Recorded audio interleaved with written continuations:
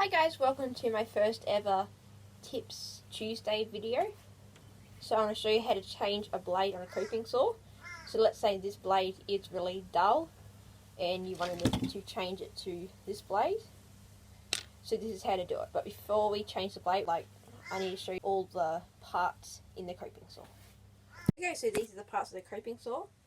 This is the frame. This is the handle. This is the piece which holds the blades, and this is the piece which holds the blades, and this is the blade. So now you know all the different parts of the coping saw. Now I'm going to show you how to change the blade on it. When you're changing the blade, you want it to be as far out as possible on the thread. So you unscrew it and you feel the wobbliness of it. If it's like really wobbly, I think it could do a little bit better. Okay, so that's really wobbly anymore and it'll probably come off. So you want it just to be that much, not too wobbly, but not too firm. And then you just get your blade and put it in the slit, which is right here. So you just slide it right in, and then you put it on the other way. You obviously don't hold it like this because if you are pulling it down, you would get quite a sore finger because it would cut your finger. So you hold it like this. So when it's coming down, the blade actually isn't cutting into you. So in there.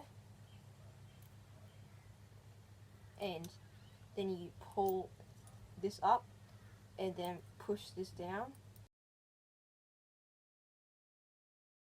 So after a lot of pulling, I loosened this a little bit more, and then I managed to get it in. So now the blade's in, but it's hard to get it actually in, but you want to tighten it up a bit more because it's a bit loose, and if you cut wood, it would not work too well.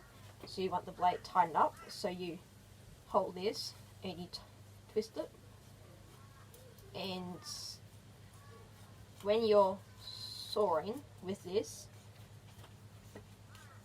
a while ago I used to always break the blades on here and I had to keep buying more blades, and because I just kept on sawing for ages and the blade got so hot that it eventually just snaps because it causes friction when you're sawing.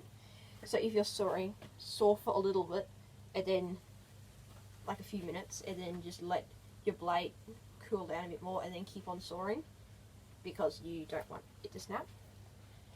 So that's how you change the blade on a coping saw. Make sure to always have it completely tightened down. And there's one last little thing I want to show you. If you're trying to cut a curve, so let's say you're cutting it into this really old piece of plywood, which I just happen to have on my bench. So let's say you're cutting into it and you've cut the whole way in, so you can't do any more, and it's stuck and you want it to curve around, then you can twist the blade. You can twist these two little things and that twists the blade, so now you can cut like this around in a circle. So that's how you change the blade of a coping saw. Next Tuesday, I'm so used to saying next Saturday or next week, but next Tuesday I'm going to be showing you how to